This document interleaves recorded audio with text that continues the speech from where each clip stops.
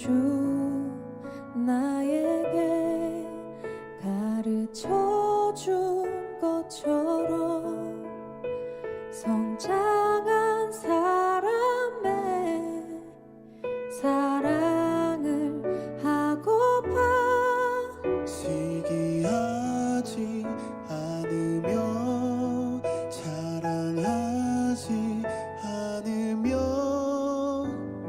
오래 참고 온유하며 내 유익을 구하지 않는 그런 사랑 교만하지 않으며 무례하지 않으며 불의를 미워하고 진리만을 즐거워하는 그런 사랑 하고파. 샬롬, 일상 속의 하루 묵상 시간 오신 사랑 공동체 가족 여러분 환영합니다. 오늘 우리는 또 사랑할 준비가 되다라는 주제 안에서 예수님 안에 머물다라는 제목으로 함께 묵상하기를 원합니다. 복음서에서 보여주시는 예수님의 모습은 모든 것이 하나님 아버지로부터 온다는 것을 믿으시고 온전히 신뢰하고 의지하셨습니다. 예수님께서는 우상 숭배의 영향을 받는 세상적인 사랑과 달리 누구에게도 섬김이나 사랑을 받거나 얻어낼 것을 기대하시지 않으셨습니다. 예수님께서는 하나님 아버지를 경배하고 섬기기 위해 오셨고 성부 하나님을 힘써 사랑하도록 하시는 성령님으로 충만하셔서 만나는 사람들과 상황 속에서 하나님의 사랑을 드러내실 수 있으셨습니다. 만약 예수님께서 세상적인 사랑의 관점에서 우리를 바라보셨다면 우리는 전혀 쓸모가 없는 존재들입니다. 그러나 예수님께서는 우리를 통해 무언가를 체험받을 수 있으리라는 그 어떤 기대도 없이 순수하게 우리를 사랑하십니다. 우리는 죄로 인해서 죽었고 어두움 가운데 영원히 하나님으로부터 분리되기에 마땅한 사람들이지만 예수님께서는 하나님 아버지로부터 우리를 받았던 처음 그 모습 그대로 우리를 받아주십니다. 우리는 그런 예수님의 사랑을 보면서 그 사랑으로 체험을 받는 것입니다. 예수님께서 제자들에게 자신이 몸으로는 떠나 있게 될 것이라고 말씀하셨을 때에 제자들은 예수님께서 하늘 아버지와 함께 계시게 된다면 자신들이 어떻게 예수님의 임재와 사랑을 알 수 있을 것인가에 대해 질문을 했습니다.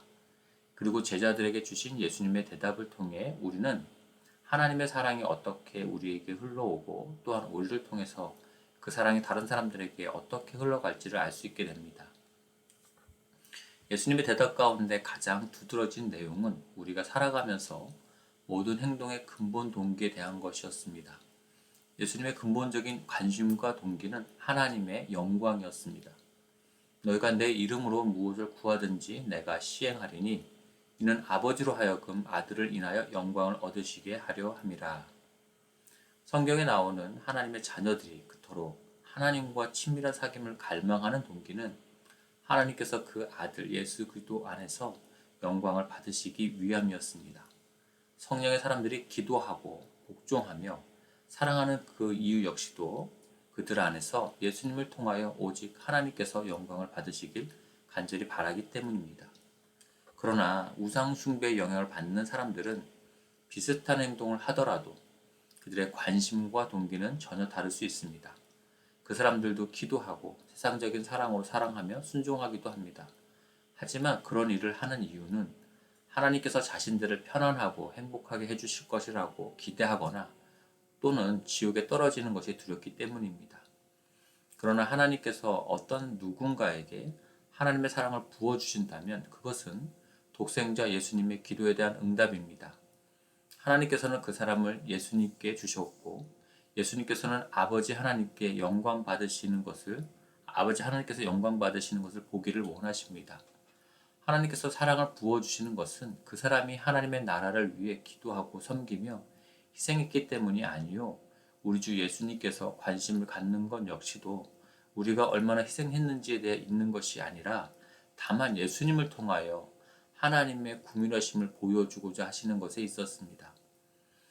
예수님께서 종교적인 형식에만 신경을 쓰는 바리새인들을 향하여 이렇게 말씀하셨습니다.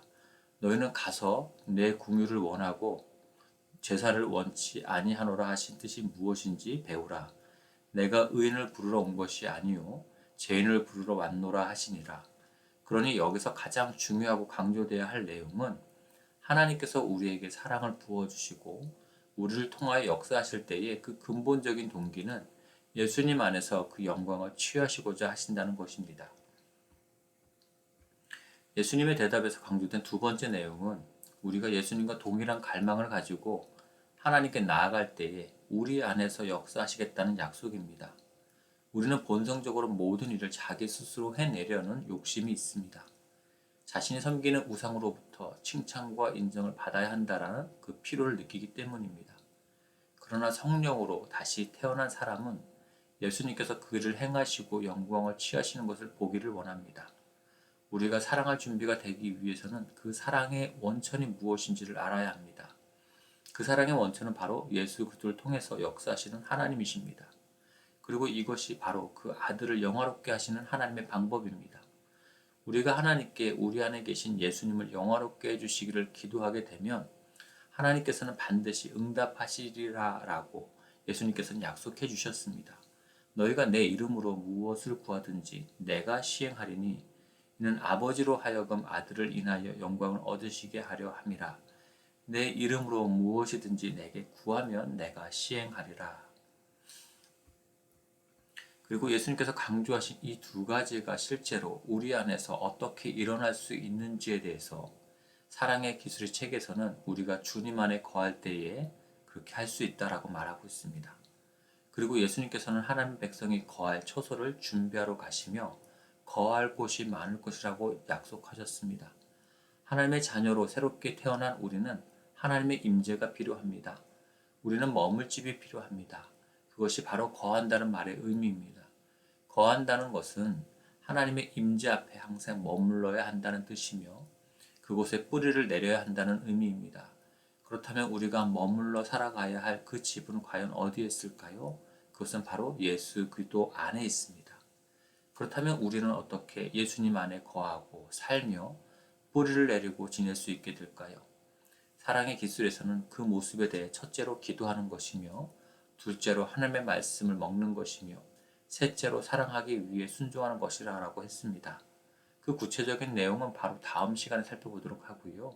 오늘은 우리가 예수님의 사랑과 임재를 경험하여 알기 위해서는 먼저 우리의 모든 삶의 동기가 우리 안에 계신 예수님을 통하여 하나님께서 영광을 받으시는 것이 되어야 한다는 것이고 둘째는 우리가 그런 동기로 하나님 앞에 나아갈 때에 하나님께서 우리를 통해서 역사하시겠다고 약속하신 그것을 신뢰해야 한다는 것을 마음에 붙들고 기도할 수 있었으면 좋겠습니다. 함께 기도하겠습니다. 하나님 아버지, 오늘 우리의 마음을 살펴주셔서 우리가 무엇 때문에 살아가고 있는지를 깨닫게 해주십시오. 예수님의 관심과 동기가 늘 하나님의 영광이었듯이 우리도 예수님을 통하여 하나님께서 영광 받으시기를 바라는 동기로 모든 삶을 살아갈 수 있게 해주십시오. 밭에 감추인 보화를 발견한 사람이 자신의 모든 소유를 팔아서 그 밭을 사듯이 예수님을 통하여 발견한 하나님의 영광 보기를 간절히 원하여 우리가 가진 모든 삶을 통해 하나님의 영광을 추구하며 살아가는 가치와 기쁨을 알게 해주십시오. 사랑의 하나님, 우리가 이런 소망으로 주님 앞에 나아갈 때에 하나님의 사랑을 우리에게 부어주셔서 오늘 우리를 만나는 사람들과 일들에 대해서 우리 안에 계신 예수님께서 역사하심으로 하나님의 사랑과 영광을 드러낼 수 있는 삶을 살아갈 수 있도록 사랑의 길로 인도해 주십시오.